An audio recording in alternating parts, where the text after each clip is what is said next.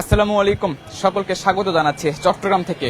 এই মুহূর্তে অবস্থান করছি Birshreshtho flight lieutenant Motiur Rahman cricket স্টেডিয়ামে। যে ম্যাচ হচ্ছে Bangladesh versus Zimbabwe second test, সেই সেকেন্ড টেস্ট ম্যাচের টিকিট বিক্রি হচ্ছে যেই কাউন্টার থেকে, ঠিক সেই কাউন্টারের সামনে যেই কাউন্টারে টিকিট বিক্রি হচ্ছে, সেই কাউন্টার দেখে বোঝার উপায় নেই এখানে কোনো আন্তর্জাতিক ম্যাচের টিকিট বিক্রি হচ্ছে। এই টিকিট কাউন্টারে না আছে কোনো ব্যানার, না আছে বাংলাদেশ জিম্বাবুয়ে সিরিজের কোনো প্রচারণার কোনো চিত্র। সেই টিকিট কাউন্টার থেকে টিকিট বিক্রি হচ্ছে। দর্শক বা মাঠে যারা খেলা দেখতে আসবে সেই দর্শক একেবারে নেই বললেই চলে।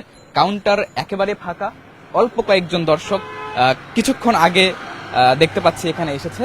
গতকালকে আমরা যেটা জেনেছিলাম মাত্র 8টা টিকিট বিক্রি হয়েছে, সেই জায়গা থেকে আজকে এখন পর্যন্ত যতদূর পর্যন্ত জানতে পেরেছি প্রায় 100 থেকে 150টা টিকিট বিক্রি হয়েছে এবং এখনো কিছু দর্শক টিকিট কিনছে। আমরা সেটি জানাবো আপনাদেরকে। তবে তার আগে আমি ঠিক যেই বিষয়টা জানাতে চাচ্ছিলাম সেটি হচ্ছে যে যেইভাবে যে জায়গা থেকে টিকিট বিক্রি হচ্ছে, আমি একটু সেই জায়গাটা আপনাকে দেখানোর চেষ্টা করি। আমি যদি ক্যামেরার পেছনে আছে আশিক রায়হান, তাকে বলি যে টিকিট কাউন্টারটা একটু ভালোভাবে দেখানোর জন্য। এই টিকিট কাউন্টার থেকে বিক্রি হচ্ছে বাংলাদেশ জিম্বাবুয়ে টেস্ট সিরিজের একটা আন্তর্জাতিক ম্যাচের টিকিট, অথচ পুরো টিকিট কাউন্টারে কোনো ব্যানার নেই। দেখে বোঝার উপায় নেই এখানে কিসের টিকিট বিক্রি হচ্ছে। ছোট্ট করে লেখা টিকিট কাউন্টার, বিনা অনুমতিতে ব্যবহার দণ্ডনীয় অপরাধ, বাংলাদেশ ক্রিকেট বোর্ড। এই জায়গা থেকে বিক্রি হচ্ছে টিকিট। বাংলাদেশ ক্রিকেট বোর্ডের কোনো কনসার্টের টিকিট বিক্রি হচ্ছে নাকি কোনো আন্তর্জাতিক ম্যাচের টিকিট বিক্রি হচ্ছে এখানে, তা দেখে বোঝার কোনো উপায় নেই। এই জায়গা থেকে বিক্রি হচ্ছে টিকিট। সেই টিকিট কাউন্টার নিরাপত্তার দায়িত্বে পুলিশ সদস্যরাও আছে। কাউন্টারটি ছোট হইলেও সেখানে নিরাপত্তা আছে, বেশ ভালো। নিরাপত্তা রাখতেই হবে, কারণ যেই কাউন্টার আমরা বিপিএল এ যে টিকিট কেলেঙ্কারি দেখেছি সেখানে টিকিট কাউন্টার ভেঙে দেওয়ার মতো ঘটনা দেখেছি। এই ধরনের টিকিট কাউন্টার কতটা সেফ, কতটা নিরাপদ, তা নিয়ে কিন্তু প্রশ্ন থেকেই যায়।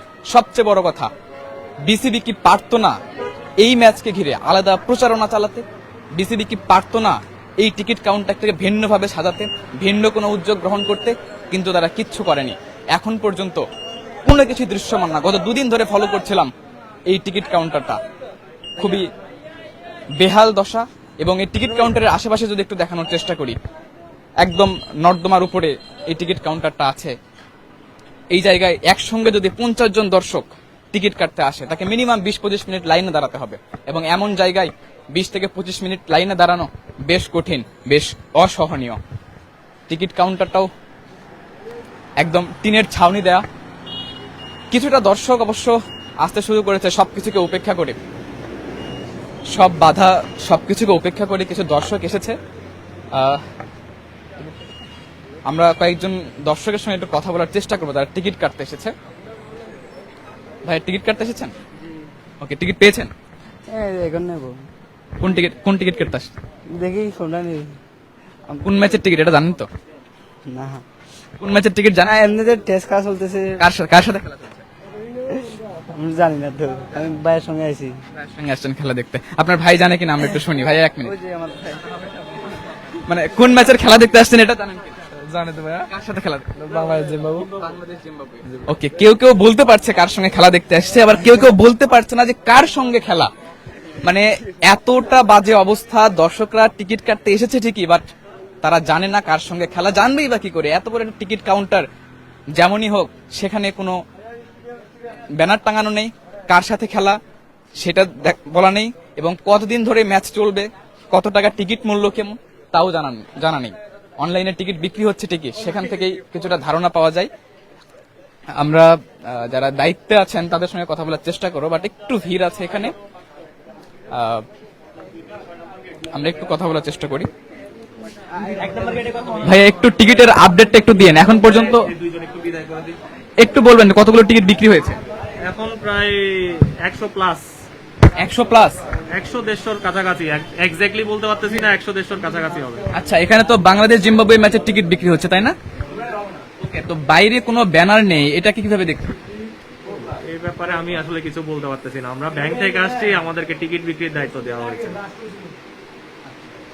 এখানে যে দর্শকরা এসেছিল তাদের দু একজনকে প্রশ্ন করেছিলাম যে কার সঙ্গে খেলা, তারা বলতে পারছে না কার সঙ্গে খেলা। হয়তো বা খেলার প্রতি ভালোবাসার ঠিক থেকে তারা এসেছে, কিন্তু এই যে বাইরে কোনো ব্যানার দেওয়া নেই, এটা কি আপনাদের টিকিট বিক্রি কম হওয়ার কারণ কি? একটু এক্সকিউজ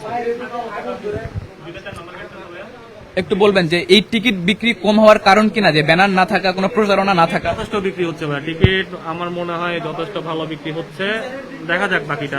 18,000-এর উপরে টিকিট বিক্রি, এখনো 500 টিকিটও হয়তো হয়নি যতদূর পর্যন্ত জানতে পেরেছি আপনাদের অফলাইনে। আপনারা কালকে বলেছেন 8টা টিকিট বিক্রি। গতকালকে তো আসলে খেলা ছিল না, গতকালকে অনেকে জানতো না যে আসলে টিকিট বিক্রি হচ্ছে এটা।